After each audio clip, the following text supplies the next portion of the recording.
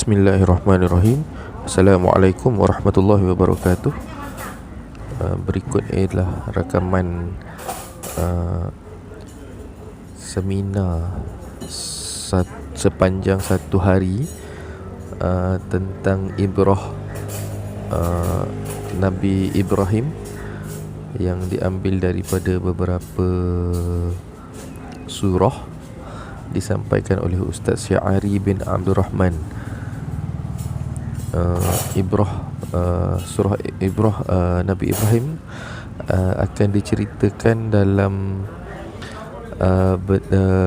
bentuk mengikut kronologi yang diagak dan digambarkan oleh Ustaz Syahari sendiri berdasarkan kajian beliau, dan kronologi tersebut membahagikan fasa kehidupan sirah Nabi Ibrahim kepada 4 bahagian. Pertama, Nabi Ibrahim sebagai anak. Yang kedua, Nabi Ibrahim sebagai remaja. Yang pertama, Nabi Ibrahim sebagai anak dan hubungannya dengan bapanya. Yang kedua, sirah Nabi Ibrahim sebagai remaja yang bersifat mementingkan dan peduli pada dunia sekeliling beliau. Yang ketiga, Nabi Ibrahim sebagai seorang ayah dan hubungannya dengan anak. Yang keempat, Nabi Ibrahim sebagai suami dan hubungannya dengan isteri-isterinya. Dan keseluruhan cerita ni juga di sepanjang cerita ni akan diselitkan dengan kisah-kisah lain, tetapi fokus utama ibrah Nabi Ibrahim ni adalah dalam perspektif kekeluargaan. Baik.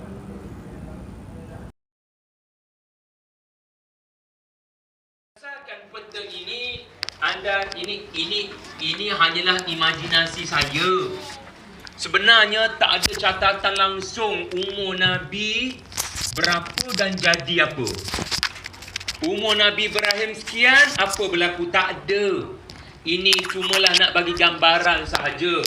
Ya, yang Nabi Ibrahim tu 175 tahun. Berdasarkan apa yang disebut oleh Ibnu Kathir. Okey, umur dia lama, umur dia panjang.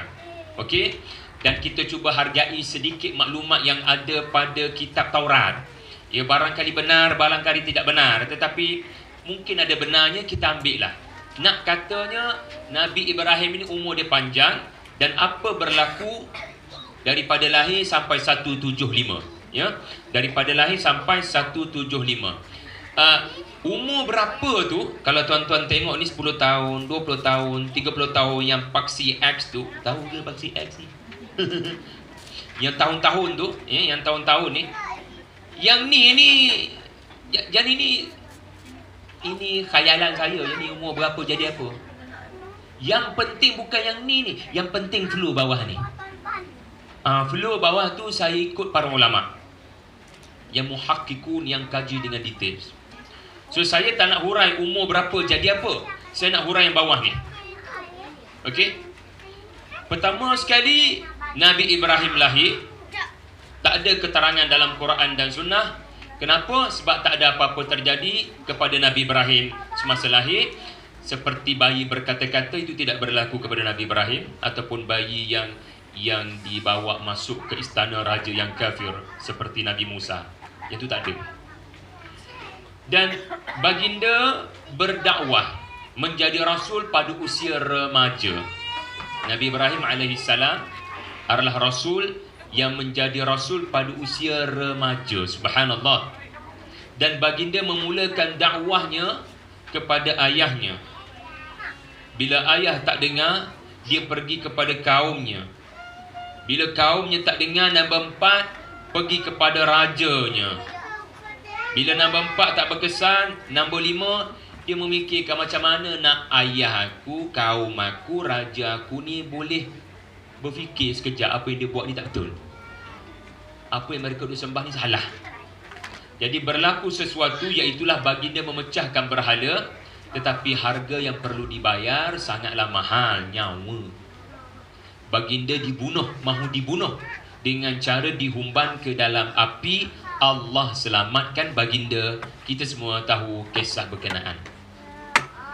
Itulah kisah Nabi Ibrahim di negara Iraq, ataupun di selatan negara Iraq, yang hari ini kalau dah pergi tak jumpa apa-apa dah lah. Tak jumpa apa-apa dah, tinggalan-tinggalan tu, ya. Kerana konflik peperangan yang berada di sana. Sekarang kita berada di Baitul Maqdis. Baginda bila kaumnya, ayahnya menolak dakwah baginda, baginda berhijrah ke Palestin dengan Sarah isterinya dan Nabi Lut alaihi salam yang dikatakan anak saudaranya. Gitu. Dan bila sampai sahaja di Palestin, baginda mengharapkan agar Allah kurniakan anak, tetapi tidak dikurniakan anak untuk tempoh yang lama. Jadi mungkin ada hikmahnya tak dapat anak, 20 tahun kahwin tak dapat anak. Ada hikmah kot. Memang Nabi Ibrahim sudah redha dengan apa yang berlaku, kan? Jadi tiba-tiba Allah Ta'ala bagi perintah kepada Nabi Ibrahim untuk pergi ke Mesir, berdakwah kepada raja dan kaum di sana. Mesir jauh. Nabi Ibrahim faham itu perintah Allah untuk berdakwah, tetapi Nabi Ibrahim tidak tahu rupanya ada rezeki ada di sana. Ada rezeki di sana Allah Ta'ala akan bagi, kan?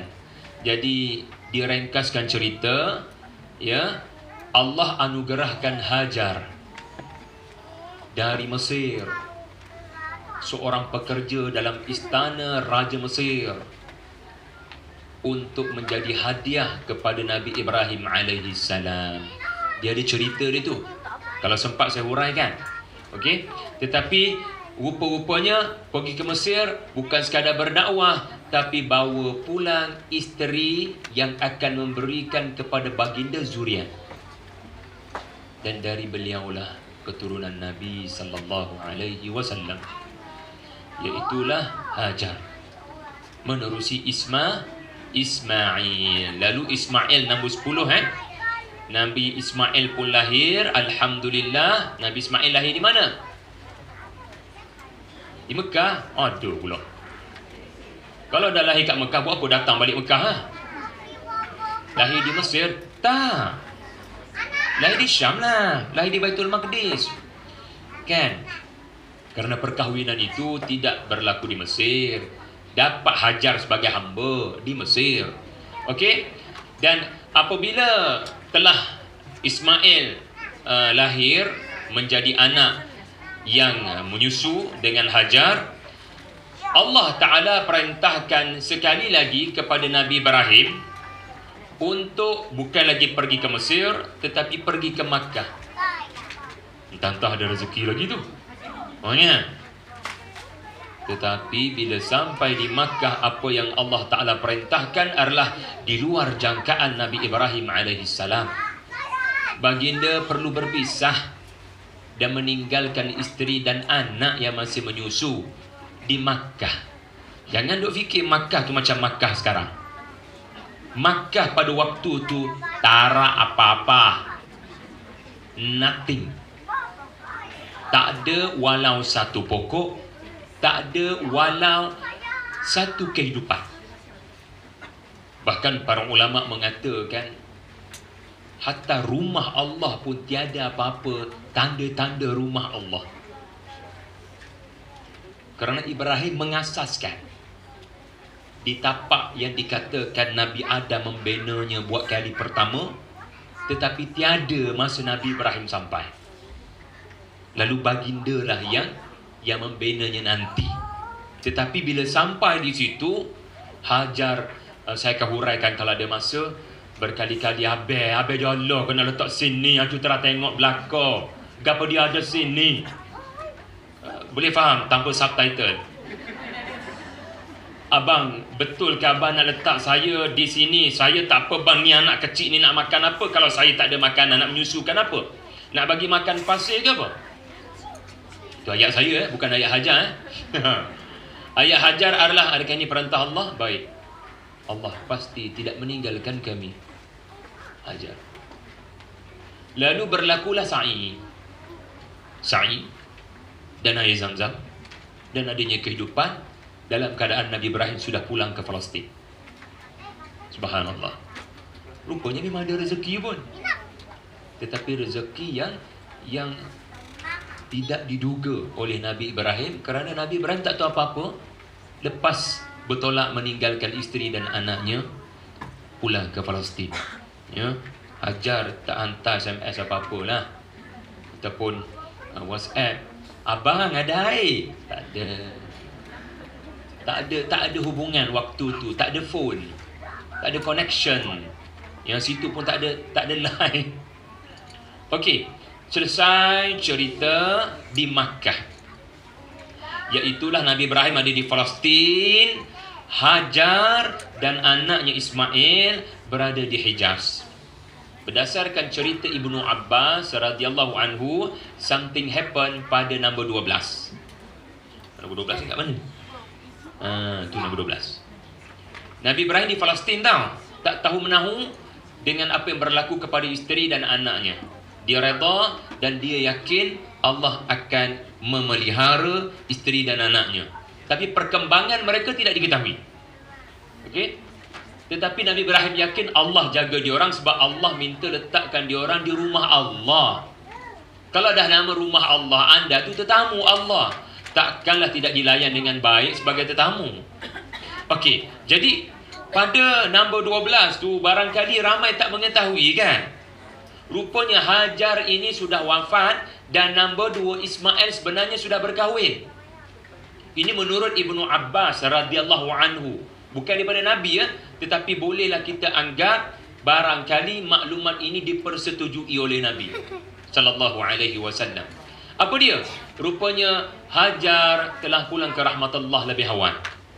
Tetapi anaknya sempat untuk berkahwin dan bernikah. Dan cerita Nabi Ismail kahwin pun menarik berdasarkan Ibnu Abbas. Kalau sempat saya cerita. Banyaknya kalau sempat. Sebab menarik ceritanya. Dia kahwin dengan isteri pertama. Kebetulan Nabi Ibrahim datang ziarah. Isteri pertama sambut, suami tak ada di rumah. Minta maaf Pak Cik. Something happened. Tak apalah, kalau sempat kita cerita. Yang menyebabkan Nabi Ismail ceraikan isteri berkenaan. Baginda kahwini isteri kedua. Nabi Ibrahim datang, kebetulan Ismail tak ada juga overseas lagi. Kerja mencari rezeki jauh di tanah Arab sana. Tetapi akhirnya athar berkenaan cerita, Nabi Ibrahim kata pegang elok-elok isteri ni. Bagus. Ya, apa yang bagus? Kenapa dicerai yang pertama? Nanti lah. Sabar. Kita nak tahu yang penting-penting dulu daripada Quran, dan kalau sempat kita pergi kepada cerita Ibnu Abbas.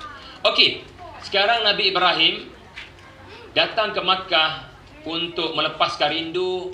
Akhirnya dapat jumpa anakku. Bapa lah ayah bila mari pun tak ada. Dapat jumpa bini mung je. Bolehlah, tak apalah. Akhirnya alhamdulillah dapat mengubat rindu pada nombor 13, mengubat rindu kepada Ismail alaihi salam. Tetapi tak sampai 2-3 hari bersama melepaskan rindu, ia bersembang tentang kenangan-kenangan dahulu. Kan? Allah perintahkan kepada Nabi Ibrahim untuk menyembelih anaknya. Okey? Sebenarnya ayat tu tak betul. Itu ayat Taurat. Allah memerintahkan Nabi Ibrahim untuk menyembelih anaknya. Itu ayat Taurat tak? Ayat Allah macam mana? Allah tak perintah sembelih. Allah kata Nabi Ibrahim nampak dalam mimpi. Ada beza tak? Ada beza.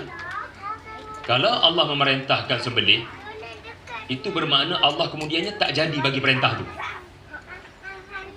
And we are trying to say that berlakunya review dan U-turn. Astaghfirullah. Allah tak akan buat begitu. Jadi bukan Allah perintahkan Nabi Ibrahim untuk tumpahkan darah anaknya kemudian tak jadi. Yang berlaku adalah Nabi Ibrahim nampak dalam mimpi. Mimpi itu Allah Ta'ala beri. Ditafsirkan oleh Nabi Ibrahim adalah korban. Jadi menarik babak ni. Walaupun kita dah lepas raya haji, tapi ramai belum mengetahui apa sebenarnya maksud mimpi berkenaan. Menarik tu. Kan? Menarik tu kena setia sampai pukul 5 lah. Okey. Jadi akhirnya Nabi Ismail semua sedia maklum, ia bukan sekadar tidak jadi dikorbankan, Allah anugerahkan bukan sekadar kibash, Allah Ta'ala anugerahkan kepada Nabi Ibrahim rezeki yang kedua, anak yang kedua, kerana pengorbanan yang sanggup dilakukan oleh Nabi Ibrahim dan Nabi Ismail. Allah beri nafilatan, Allah beri tambahan anak, walaupun baginda tidak memintanya dulu. Yang baginda minta, alhamdulillah dah dapat, namanya Ismail. Tetapi Allah beri tambahan, ya. Allah Ta'ala bagi bonus, iaitulah baginda mendapat Ishak, dan daripada Ishak inilah Yaqub, dan daripada Yaqub lah 12 orang anak-anak, yang mana di kemudian harinya dari keturunan 12 inilah lahirnya Anbiya Bani Israel, nabi-nabi daripada 12 keturunan ini. Ya, bukan 12 orang anak tu jadi nabi. Sebabnya jadi nabi seorang sahaja, Nabi Yusuf. Tapi anak cucu cicit 12 orang adik-beradik Nabi Yusuf ni, mereka ramai yang menjadi para rasul. Okey? Okeylah. Jangan lupa baginda selepas tidak jadi korban kerana perintah Allah untuk korbankan kibash, bukan korbankan anak, maka baginda telah mengasaskan manasikul hajj. Ya, baginda bangunkan Kaabah dengan bentuk yang sebenar yang Allah ilhamkan, dan baginda diwahyukan Allah manasikul hajj, bagaimana sempurnanya hajj ini, ya. Dan kita telah selesai pada bahagian baginda telah memperolehi anaknya Ishak. Okeylah, akhir sekali, beberapa cerita-cerita yang jarang diketahui, ya, nombor 18, nombor 19, ramai tidak mengetahui. Nabi Ibrahim juga menerima banyak suhuf. Dikatakan ulama 10 suhuf. Suhuf tu apa ustaz? Dia macam kitab lah, tapi dia tidaklah sampai membentuk kitab. Dia dalam bahasa Melayu ni dia panggil lembaran-lembaran. Dia macam file-file yang diterima daripada langit, yang mengandungi peringatan, ya, peringatan-peringatan dan hukum hakam. Ya. Jadi baginda menerima suhuf, dan ayat-ayat Quran semua saya dah sebut nombor surah dengan ayat mana, tuan-tuan boleh rujuk. Dan cerita 4 ekor burung ni, saya suka nak share cerita 4 ekor burung ni. Sebab yang pertama, sebab dia ada kaitan dengan infak, yang boleh infak banyak-banyak pada rumah ngaji, ya. Tetapi yang lebih penting, dia ada kaitan dengan hari pembalasan. Kalau sempat, insya-Allah kita cerita pada nombor 19, ya, insya-Allah. Doa banyak-banyaklah supaya dapat banyak kita hurai, selain daripada apa yang ada dalam nota anda. Dalam nota anda tu benda wajib saya habiskan. Yang saya harap kita boleh tambahkan nota tu ke 4, supaya ada masa lebih sedikit untuk saya hurai lain-lain soalan yang tuan-tuan boleh ajukan. Mungkin anda rasa 4 ekor burung punya cerita tu menarik, saya sempatlah nak hurai nanti, insya-Allah. Itulah sepintas lalu yang kita belajar daripada peta ni. Agak-agaknya dah boleh tampal peta ni, tampal dalam hati. So, 2 benda dah kita belajar. Pertama, ibrah. Yang kedua, peta ni. Untuk yang datang pada hari ini, dia nampak kali pertama perjalanan hidup Nabi Ibrahim berdasarkan cerita Quran. Ya. Umur berapa, jadi apa, tak penting. Yang penting flow di bawah tu. So, benda berharga saya harap anda belajar pada hari ini adalah flow bawah tu. Selama ni kita duduk dengar cerita Nabi Ibrahim macam-macam, termasuk cerita Nabi Ibrahim nak tengok macam mana Allah hidupkan benda mati. Lalu Allah perintahkan agar sembelih 4 ekor burung. Kita lalu surah Al-Baqarah tu, kat ujung-ujung tu. Tapi dalam kepala ni, duduk kat mana cerita ni? Duduk kat mana ni? Dia dah jadi Nabi ke belum?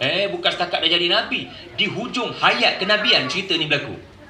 Berdasarkan kajian para ulama kita. Gitu. Jadi setakat tengok peta ni, ada yang tak faham tak? Ataupun ustaz, saya rasa ustaz ada tak masuk ke dalam peta ni pasal Nabi Ibrahim. Kok-koklah saya dah terlepas, pandang, angkat tangan dan beritahu. Silakan puan.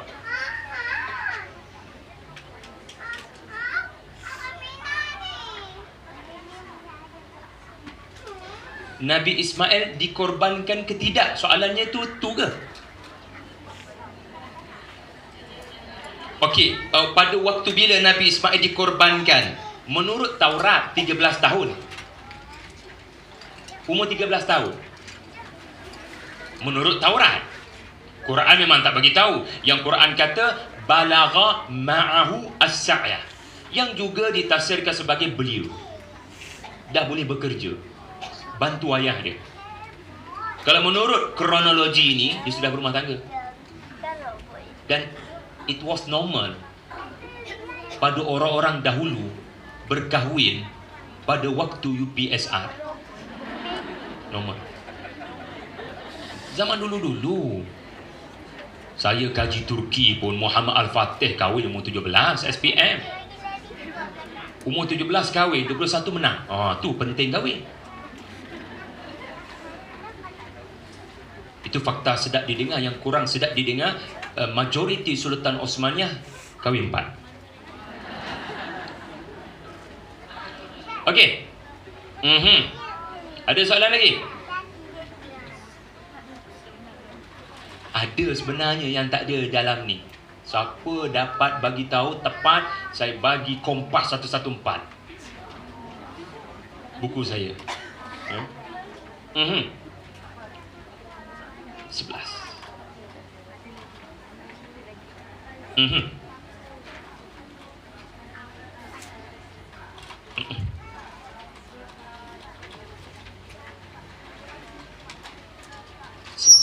Semasa diorang sampai, soalannya adalah ada orang ke tidak ada penempatan ke tidak di situ.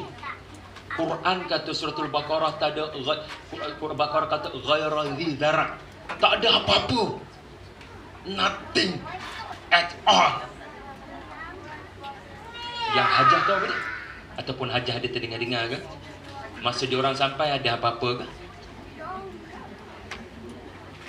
Letakkan diri kita kan, bukan setakat di tempat Nabi Ibrahim yang nak meninggalkan, di tempat Hajar yang kena survive. Suami nak tinggal seminggu pun susah kan? Ya, ramai pula nak tanya tu.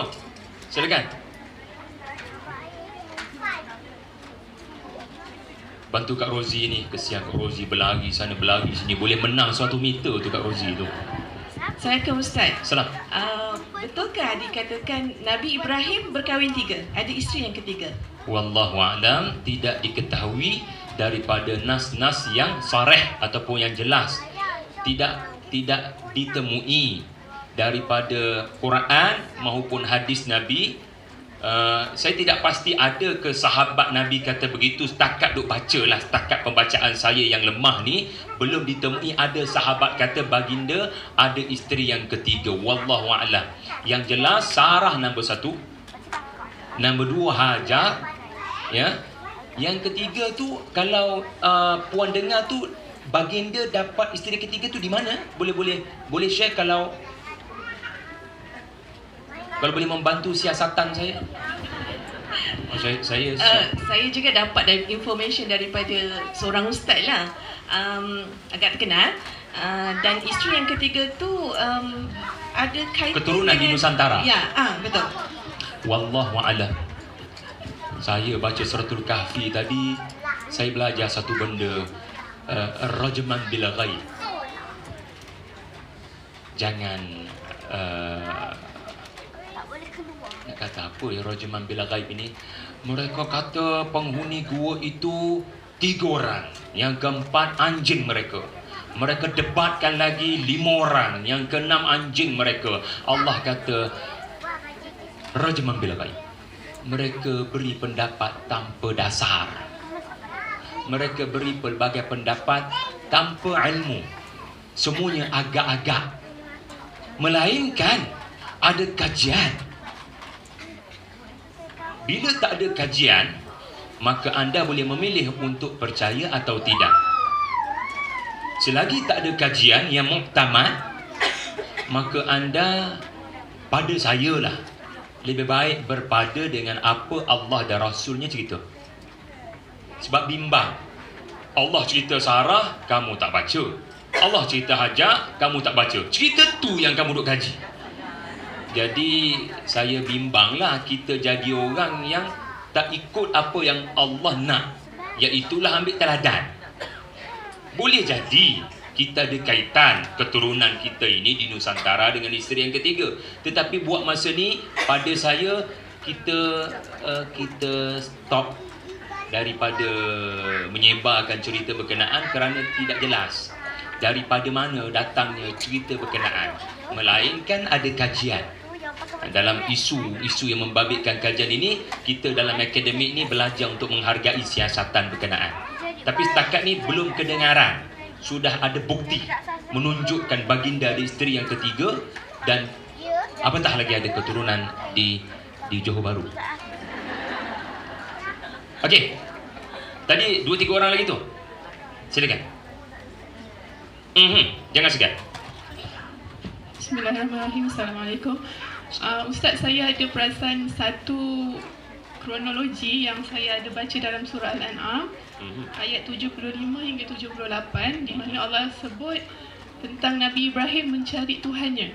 Adakah bintang, adakah bulan itu Tuhan? Betul. Itu di mana Ustaz? Dalam peta ni. Anda layak dapat Kompas 114 insya-Allah.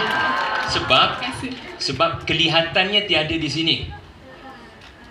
Dan kelihatannya apa dalam suratul An'am itu tiada kena mengena dengan penyembahan berhala. Sebab mereka menyembah bulan, Venus dan matahari. Sedangkan dalam peta ini yang ada adalah sembah berhala. So di mana babak dalam suratul An'am itu? Pertama sekali, duka citanya dalam nota itu saya tidak masukkan cerita berkenaan untuk diuraikan. Sebab saya ambil suratul Anbiya dan As-Saffat untuk dihuraikan sebab masa. Tetapi ringkasnya begini. Para ulama berbeza pendapat. Saya memilih pendapat yang menyatakan kaum yang menyembah 3 objek di langit ini adalah kaum yang sama, menyembah berhala. Yang dalam suratul An'am itu adalah punca diorang buat berhala. Punca.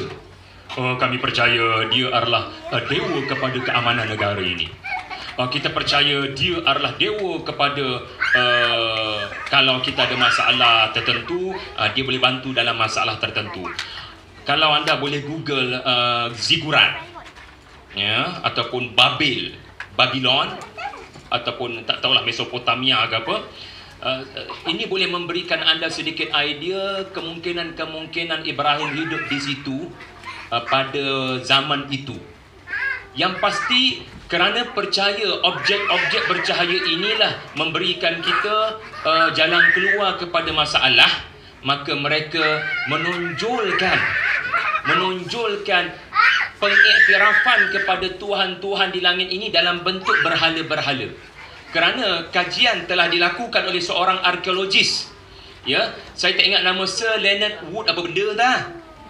Tapi kajian itu dilakukan di Ur di selatan Iraq. Tak tahu berapa ratus kaki dia gali dan dia menemui patung-patung yang represent Venus. Patung-patung yang represent matahari. Patung-patung yang represent bulan. Dan dia siap ada nama lagi bila dikenal pasti bahasa asalnya adalah merujuk kepada 3 objek berkenaan. Alah, sayang, saya memang pernah papar slide yang dikaji oleh berkenaan daripada British. Jadi berdasarkan kajian itu, dia lebih mengukuhkan pendapat para ulama yang menyatakan mereka adalah kaum yang sama di Iraq. Cuma suratul An'am ada sebab tak sebut berhala, yang disebut adalah objek di langit. Dan Nabi Ibrahim bawa satu pendekatan, mengumpulkan kaumnya lalu berkata kepada Venus, ini Tuhan saya. Dan ramai yang terkadang salah tafsir dengan menganggap Nabi Ibrahim mencari Tuhan. No, Nabi Ibrahim tidak mencari Tuhan. dia sedang mengajar rakyat ataupun kaumnya dengan uslub yang sangat bijaksana. Tapi tak ada masa nak urai. Mungkin bahasa mudahnya adalah Nabi Ibrahim bukan kata ini Tuhan saya di hadapan kaumnya. Dia kumpulkan kaumnya, lepas tu dia kata ini Tuhan saya. For what purpose? Sebenarnya ini Tuhan saya, baik kita tengok. Itu maksud yang sebenar. Bukan judgement, tetapi soalan. Oh, ini Tuhan saya ya? Mari kita lihat ketuhanannya. Lepas tu hilang. Kerana bintang, ada waktu dia hilang. Bulan purnama, ada waktu tidak purnama. Matahari ada waktu terbenam. So, waktu terbenam makhluk-makhluk ni, Ibrahim kumpulkan balik. Mari kemari. Mana Tuhan saya tadi ya? So, itu bukan mengiktiraf ketuhanan atau mencari Tuhan. Itu sebenarnya uslub didik budak-budak nakal. Dan jenis tutup minda daripada nak berfikir. Kalau dia kata hadha rabbukum, lagi belaka dah. Ini Tuhan kamu ya? Tak, dia kata hadha rabbi, supaya di sekeliling akan kata alhamdulillah dia sudah bertobat. Dia sudah mengiktiraf Tuhan-Tuhan kita. Dia tak sebut alhamdulillahnya. Padahal itu hanyalah uslub untuk menarik mereka datang lagi, sekejap lagi datang lagi ya. Supaya kamu akan beranggapan benarkah saya sudah memihak kepada agama kamu. Jadi orang datang lagi kerana mereka mula merasakan Ibrahim mungkin sudah berubah dia punya pendirian, tetapi di akhirnya dia membatalkan penyembahan berhala dan penyembahan objek-objek ini. Jadi panjang lebar orang yang berkenaan, tapi cukuplah itu dia punya rough idea dia. Dia bukan mengiktiraf, bukan mencari Tuhan, ya, ia hanyalah satu uslub pendidikan yang sangat bijaksana. Nak mudah faham cerita adalah kisah yang berlaku Hasan dan Husain radhiyallahu anhuma nak mengambil wuduk dan mendapati seorang pakcik ni salah dia punya flow wuduk dia. Tuan-tuan tengok, Hasan tak tegur direct. Hasan adegankan dengan Husain macam mana Husain buat salah wuduk. Tak betul tu. Flow betul dia macam ni. Padahal yang nak ditegur macam tu. Indirectly. Sama juga hadza rabbi. Sebenarnya bukan dia dengan Allah. Ini adalah nak cakapnya benda tu yang hampa semua dia sebut. Ini Tuhan saya, ini Tuhan saya. Tuhankah mereka? Lalu dia mula justify. Yang penting surah An-An'am itu memang banyak ayat-ayat yang ada dalam doa iftitah kita. Apa doa iftitah kita? Allahu akbar kabira walhamdulillah katsira subhanallah bukratan wa asila. Lagi? Inni wajjahtu wajhi lilladzi fatara as-samawati wal ard. Semua tu ada dalam cerita tadi. Doa Nabi Ibrahim sebenarnya. Kita solat ni mula dengan doa Nabi Ibrahim dan ending pun dengan selawat pada Nabi Ibrahim. Betapa besarnya kedudukan Nabi Ibrahim, hatta sebelum solat pun menghadap binaannya dibina oleh Nabi Ibrahim alaihissalam. Okey. Assalamualaikum Ustaz, yang bahagia Ustaz. Ustaz bercerita tentang pencarian manusia tentang cakrawala suara penyembahan. Kalau kita kaitkan dengan zaman tamadun awal, Athens tu, di Athens contohnya lah kan, ada berhala-hala kat situ, Acropolis. Adakah itu maknanya sezaman dengan Nabi Ibrahim di situ? Okey, terima kasih Hajar Puan atas soalan berkenaan. Ada lagi? Last one, and then kita postponekan soalan ke seterusnya. Sebab saya nak habiskan surah Maryam. Assalamualaikum Ustaz, nak tanya soalan ni. Kalau katakan kat sini, kat timeline ni, nombor 13, perintah sembelih korban Ismail. Tapi apa yang dipelajari juga ialah Hajar tahu, kat sini kata Hajar wafat kan, Hajar tahu, kemudian Hajar bertanya ke suami dia bertekan. Itu yang didengar juga dalam satu cerita yang lain. Kalau kat sini katanya tak melibatkan Hajar sebab Hajar dah wafat. Soalan anda adalah, adakah maksudnya kat sini masa perintah sembelihan tu, adakah Hajar dah tak ada ataukah betul, ataupun sebabnya dakwaan yang kita katakan yang kalau kami belajar Hajar sebenarnya tahu yang suaminya nak menyembelih Ismail. Jadi Hajar macam mula-mula mungkin ragu, kemudian yakin soal itu cerita. Yang tu cerita-cerita. Tapi kalau ikut apa yang Ibnu Abbas sebut, anda boleh baca Al-Qasas Al-Qurani, Syekh Salah Abdul Fattah Al-Khalidi menghormati apa yang Ibnu Abbas sebut. Saya lebih utamakan Ibnu Abbas daripada cerita yang bukan ni. Ya, maknanya peristiwa itu terjadi dalam keadaan Hajar sudah wafat. Wallahu a'lam. Ya, wallahu a'lam. Adalah hikmahnya kan. Okey, yang mengenai apa yang disebutkan tadi Puan pun saya tak ada komen, sebab tak sempat nak memperdalami era mana. Tetapi kalau ikut apa yang pernah saya nampak seorang profesor sejarah di UIA, dia punya draftnya adalah Mesopotamia. Dia punya garis hidup Nabi Ibrahim ni adalah ada kaitan dengan Mesopotamia. Wallahu a'lam. Okeylah. Beliau Mesopotamia tu benda. Okey, saya berhenti dulu. Minta maaf pada yang nak tanya sebab saya kena selesaikan mukaddimah. Ya, mukaddimah tak masuk lagi. Okey, yang ni tak ada dalam nota tapi sepintas lalu anda akan dapati Nabi Ibrahim ada 3 buah negara. Pertama sekali adalah dia bermula di sini, di Iraq, ya, di dua sungai. Dan yang kedua, baginda berhijrah ke Palestin. Dan yang ketiga, baginda berhijrah ke Makkah. Jadi baginda adalah tokoh muhajir, sentiasa bermusafir dan sentiasa berhijrah, ya.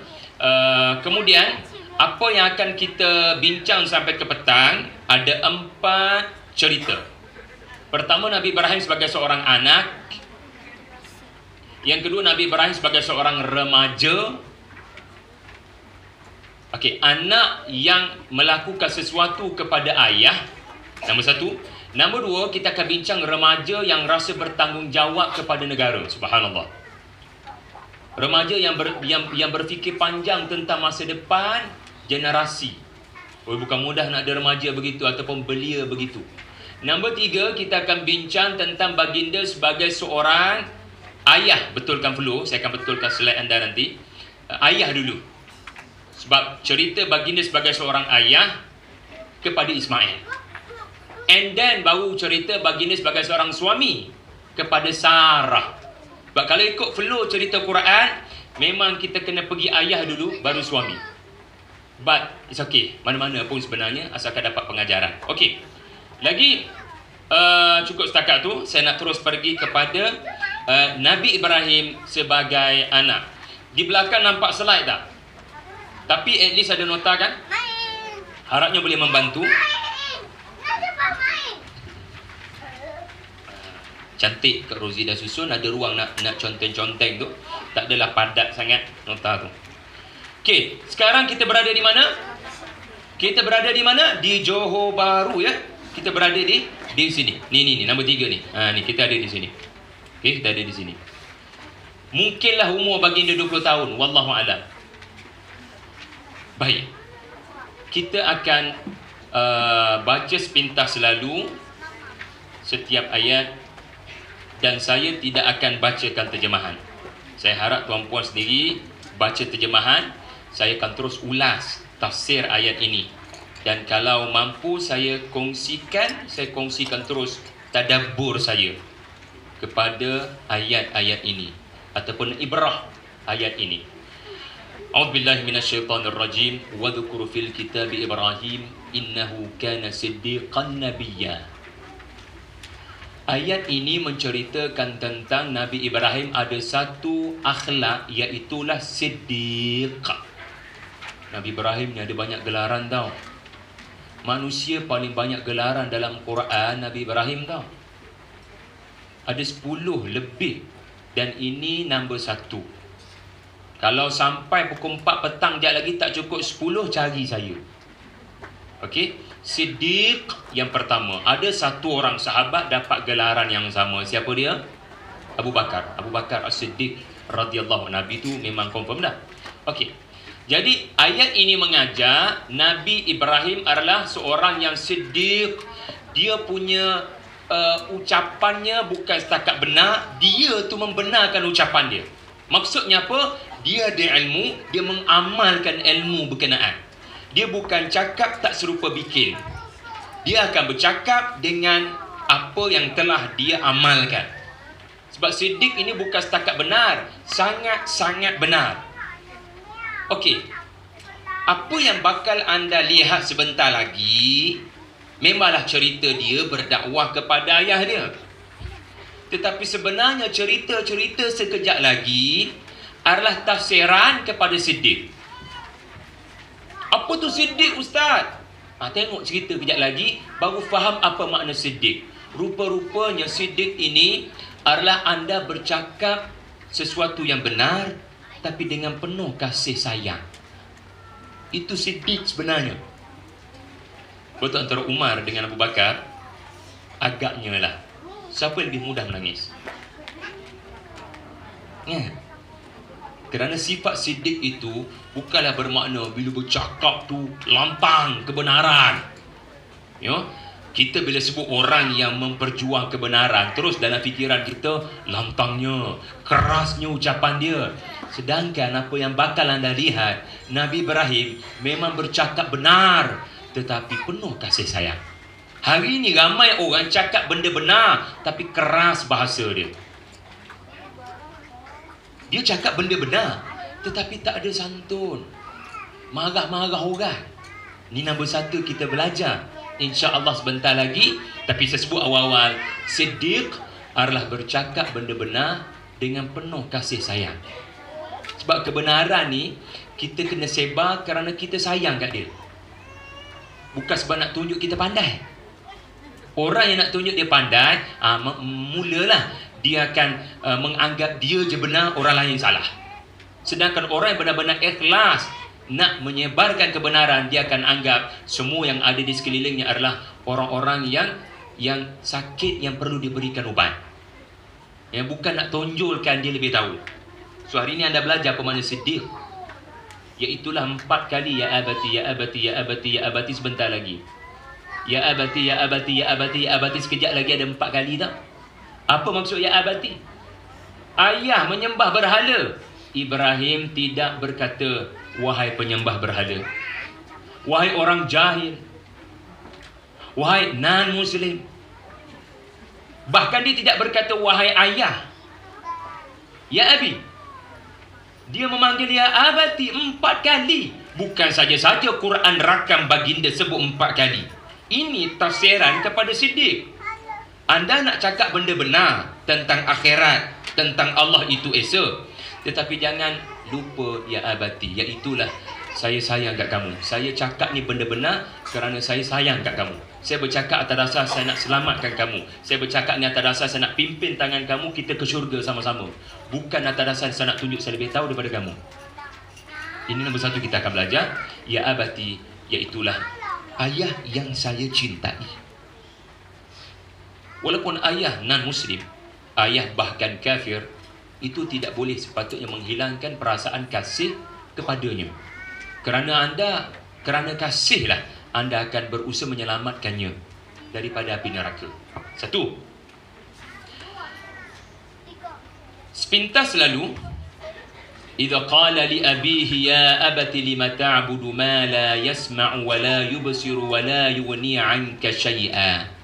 Ayah, kenapa ayah menyembah sesuatu yang tidak boleh mendengar, tidak boleh melihat dan tidak boleh memberikan kepada ayah apa-apa? Ayat ini mengajar dalam dakwah jangan judge orang. Ayah menyembah sesuatu yang tidak boleh mendengar, ayah menyembah sesuatu yang tidak boleh melihat, itu judgement. Tetapi bulatkan perkataan 5 ataupun 5 dah. Ayah, cuba ayah bagi penjelasan kat saya. Saya beri ayah setengah jam, saya berikan masa sepenuhnya kepada ayah. Ayah sibuk hari ni, is okay. Ayah cari masa ayah free, saya nak datang pada ayah. Ayah cuba jelaskan pada saya sampai saya boleh faham atas sebab apa ayah menyembah berhala. Ini kualiti pendakwah, sanggup memberi telinga, mendengar apa sebab mereka menyembah berhala. Ya, memang kita benar, mereka batil. Itu tidak bermakna kita boleh hanya hukum-hukum orang. Kita kena beri telinga dengan meminta mereka berjelas. Walaupun di akhirnya mereka tak boleh nak berjelas pun, tapi sekurang-kurangnya dengan soalan, itu namanya dialog, bukan judge orang. Kenapa saudara? Kenapa saudara? Kenapa? Jadi ini pendekatan pendakwah sebenarnya. Dia bersedia untuk berbincang, bukan jemput datang dan beritahu anda sesat. No. 5 ni penting. Ya, 5, iaitulah soalan daripada Nabi Ibrahim. Seterusnya, wahai ayah, saya telah didatangi dengan sedikit ilmu. Subhanallah. Perhatikan akhlak seterusnya Nabi Allah Ibrahim. Jangan lupa ini adalah bicara seorang yang belasan tahun kepada ayahnya. Okey? Dia berkata, wahai ayah yang saya sayang, saya telah didatangi dengan sedikit ilmu. Saya telah didatangi sebahagian ilmu. Bulatkan perkataan mina. Min. Jumpa tak? Baginda tidak berkata, ya abati, inni qad ja'ani al-ilma. Kalau Nabi Ibrahim kata begitu, ayah, saya ulama besar tau. Dan ayah orang jahil. Astaghfirullah, itu sombong. Tetapi lihat, Ibrahim berkata apa? Ayah, saya didatangi sebahagian ilmu yang belum datang pada ayah. Nampak tak lunak di situ? Dan yang paling penting, merendah diri. Walau kepada pendosa, kita jangan rasa bangga. Kita lebih baik daripada dia.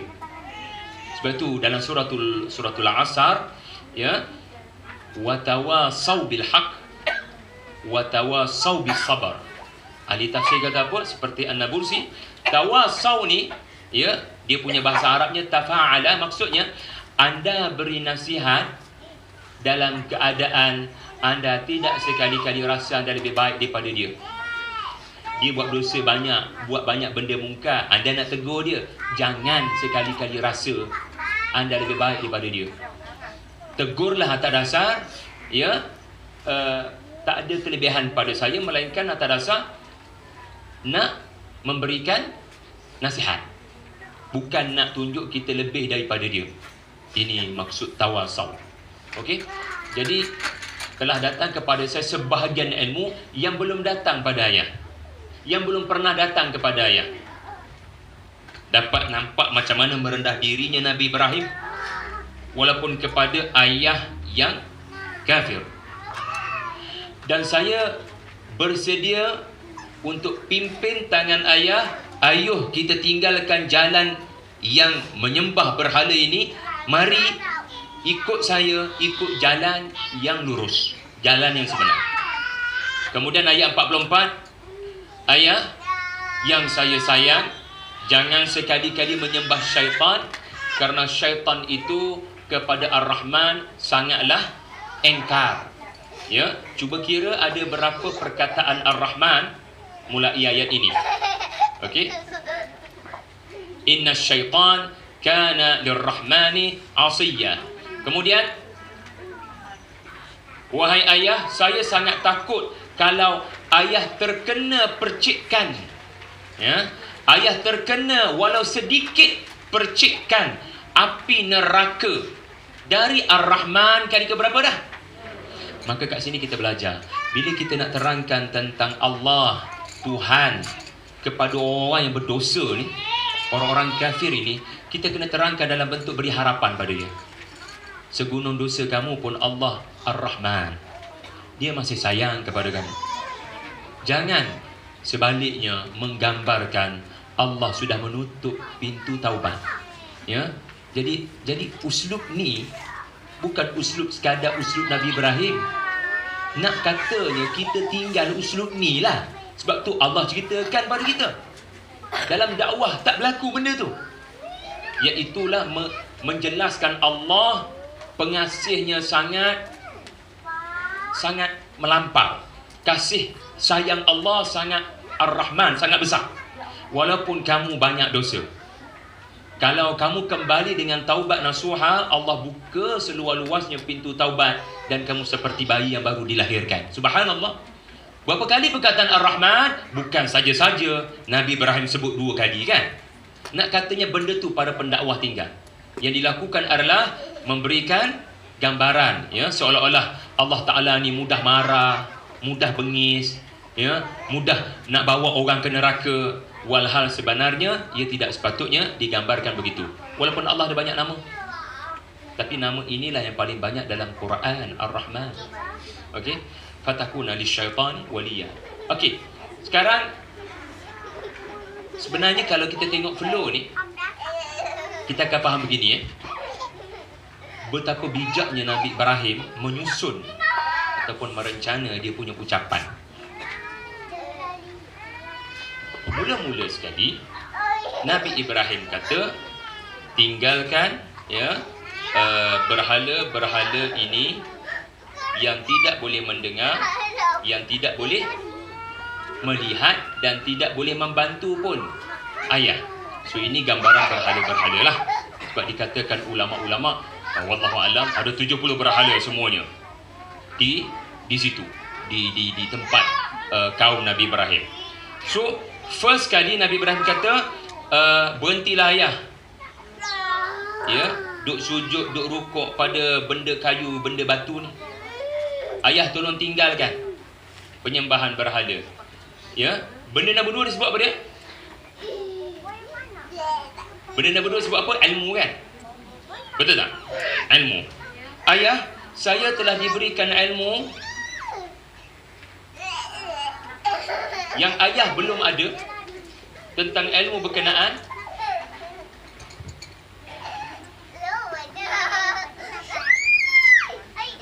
dan saya nak pimpin tangan ayah untuk pergi ke jalan yang saya diberikan ilmu itu. Apakah jalan itu? Jalan yang lurus. Tinggalkan dan mari datang ke sini. Tinggalkan jalan jahiliyah, pergi pada jalan Islam. Okey? So ayah, mari kita berhijrah. Dan anda boleh lihat bagaimana Nabi Ibrahim telah mengajar kita satu benda. Jangan suruh orang berubah saja, beri tanganmu bantu dia berubah. Beri tanganmu untuk bantu dia berubah. Okey. Nombor 2 adalah, ayah, saya diberikan ilmu tentang ni, tentang jalan sepatutnya menyembah Allah. Yang ni ayah tinggalkan, la ilaha illallah. Okey. Itu nombor 2. Ilmu tentang jalan yang lurus. Saya nak pegang tangan ayah, kita sama-sama pergi ke sini. Ya. Nombor 3 apa dia? Nombor 3, ayah kalau masuk Islam, alhamdulillah. Tetapi walaupun ayah nanti kalau masuk Islam, ayah kena ingat, dalam perjalanan menyembah Allah, ayah mungkin tak sembah berhala, tapi ayah boleh menyembah syaitan. Muslim boleh menyembah syaitan. Apa maksud menyembah syaitan? Yang biasanya tidak disedari oleh Muslim. Dia tidak menyedari dia sedang melaksanakan agenda syaitan, walaupun dia Muslim. Contohnya apa? Ya, Kak Rozi? Berubat? Apa salahnya berubat?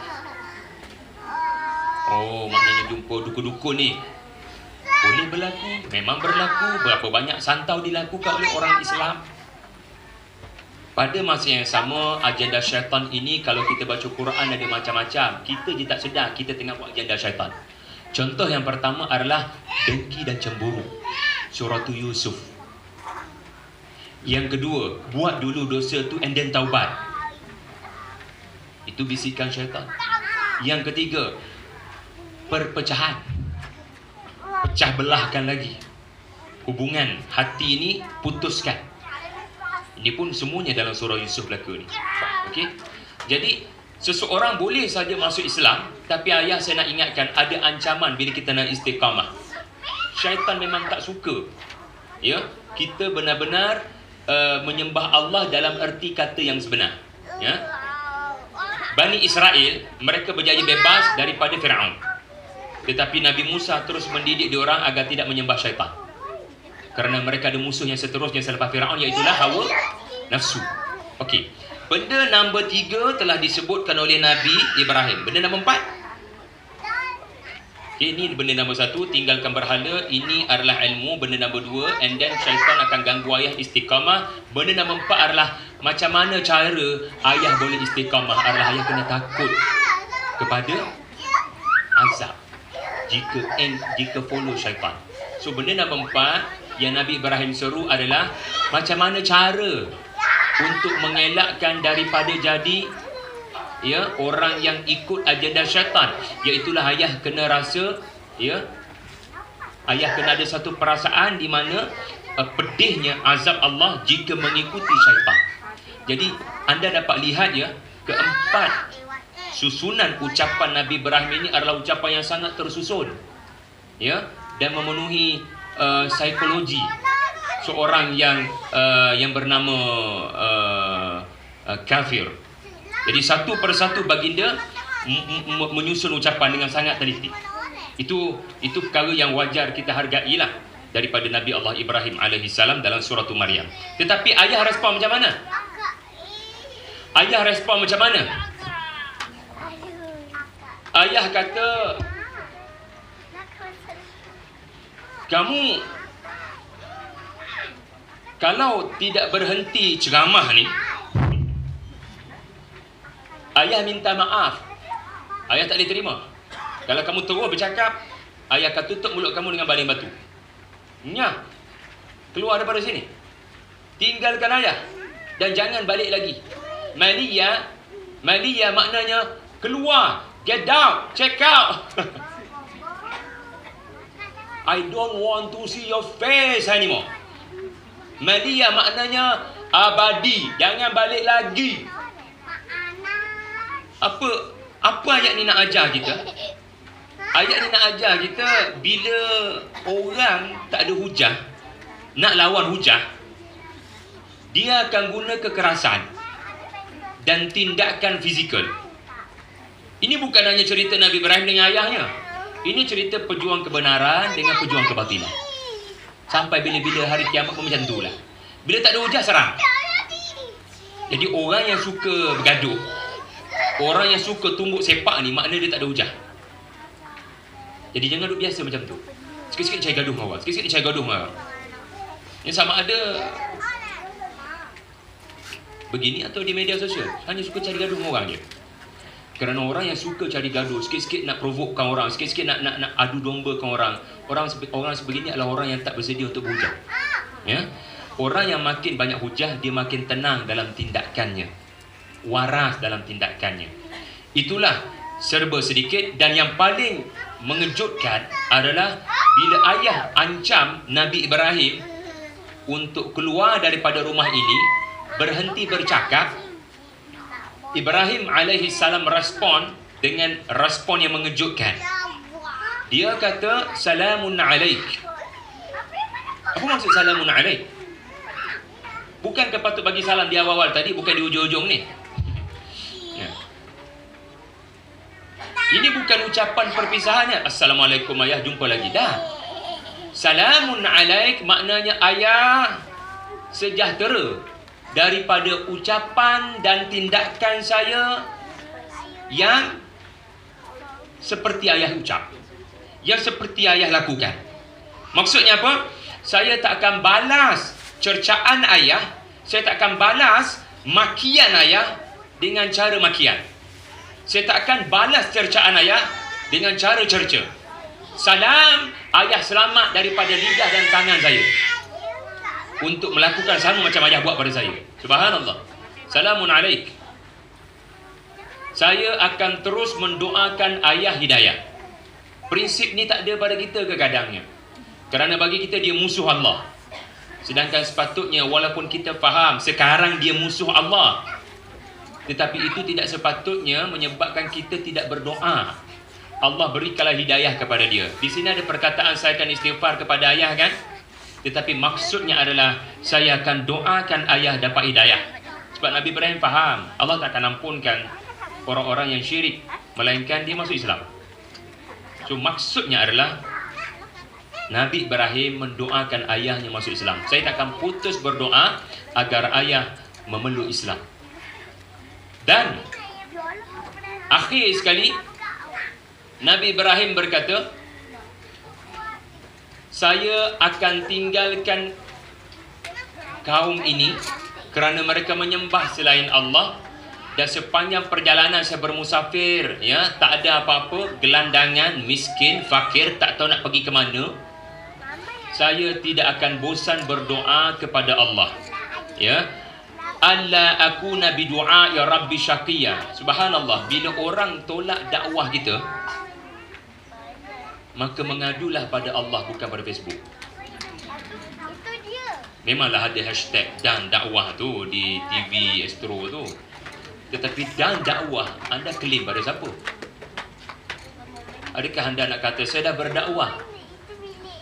Anda report pada Allah, saya sudah melakukan segala-galanya, tapi mereka tidak mahu mendengar, wahai Allah. Apa patut saya buat lagi? Berapa ramai orang selepas berdakwah, dia mengadu pada Tuhannya, ya, apa yang telah berlaku. Jadi kalau anda baca sekali lagi, kita punya seminar ni bukan tujuan untuk faham di sini. Kita punya seminar ni untuk tujuan balik, nanti baca balik ayat ni. Sebab saya punya fungsi tafsir, fungsi tuan-puan tadabbur, fungsi saya bagi faham ayat tu. Fungsi tuan-tuan adalah mana Allah nak tegur saya. Dia tak berlaku kecuali baca balik. Dan takkan kita nak baca balik, tak cover habis cerita Nabi Ibrahim. Jadi itulah serba sedikit tentang babak Nabi Allah Ibrahim AS dalam surah Maryam. Okey. Ada soalan tak setakat ni tentang Nabi Ibrahim dalam surah Maryam? Ya. Babak ini juga mengajar dalam dakwah kita memang boleh ceramah pada seramai mungkin manusia, tetapi jangan lupa orang yang paling penting untuk kita dakwah adalah keluarga yang paling dekat. Kerana ayah, orang lain cakap tak berkesan, tapi kalau anak cakap mungkin berkesan. Kan? Anak, orang lain tegur tak boleh, tapi kalau ayah cakap mungkin berkesan. Pendirian seseorang ni susah nak diubah, kecuali bila bini dia cakap. Pendirian seseorang ni susah nak diubah, melainkan kalau keluarga dia sendiri cakap pada dia. Ya? Sebab itu penting untuk sedaya upaya dekati keluarga terdekat. So ayat ni bila turun pada Nabi, surah ni turun pada Nabi, dia mengajar Nabi apa dia? Cari kekuatan daripada keluarga terdekat. Ya, cari kekuatan daripada keluarga terdekat. Sebab Nabi Ibrahim dakwahnya bermula daripada dalam rumah. Dia bukan terus keluar ke rumah. Dia mulakan dakwah daripada ayah dia.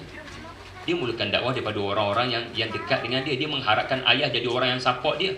Bila ayah support, dia punya motivasi tu tinggi sikit, betul tak?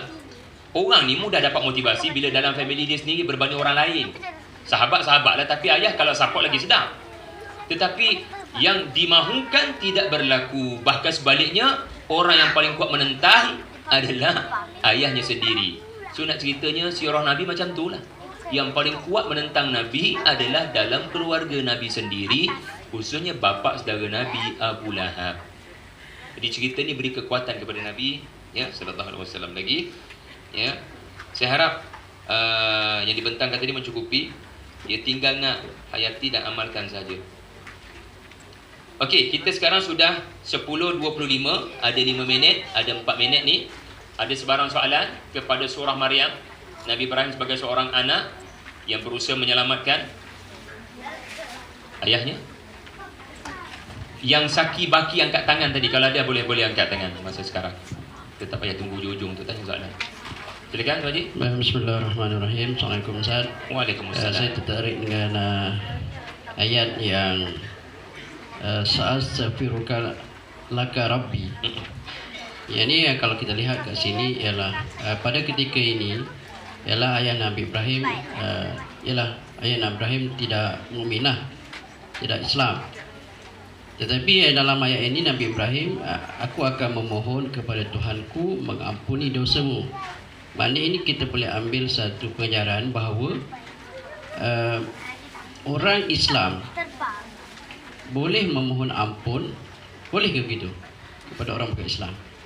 So, soalannya adalah, boleh ke orang Islam memohon ampun kepada orang yang belum Islam? Maknanya istighfar bagi pihak orang yang belum Islam. Jawapannya insya-Allah ya, semua jelas. Jawapannya adalah tidak dibolehkan untuk istighfar bagi mereka yang tidak Muslim. Kerana istighfar itu sia-sia. Sia-sia. Allah tak akan ampunkan seseorang selagi dia tidak bertaubat. Okey? Itu nombor satu. Tetapi yang saya ulas tadi, apa maksud Nabi Ibrahim kata saya akan istighfarkan untuk ayah? Para ulama kita berkata, bukan maksudnya Nabi Ibrahim akan mohon ampun kepada Allah pada ayahnya dalam keadaan ayahnya kekal musyrik. Itu bukan maksudnya, kerana Nabi Ibrahim pun tahu Allah tak akan ampunkan dosa ayahnya kalau dia kekal begitu. Jadi maksud ayat ini adalah saya akan mohon pada Allah agar campakkan iman dan hidayah dalam hati ayah, dengan harapan bila ayah jadi Muslim, doa saya Allah ampunkan ayah akan dimustajabkan. That's the point. Jadi ayat Quran ni kadang-kadang dia menggunakan bahasa paling ringkas, tetapi di sebaliknya terlalu banyak proses untuk sampai kepada Allah terima istighfar kita kepada ayah kita. Itulah lebih kurang Ustaz. Wallahu a'lam. Ada lagi?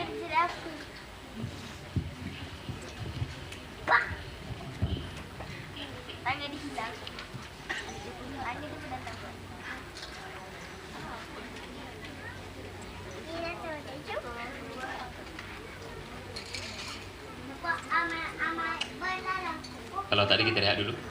Wallahu a'lam. Bila taufiq hidayah. Assalamualaikum warahmatullahi wabarakatuh.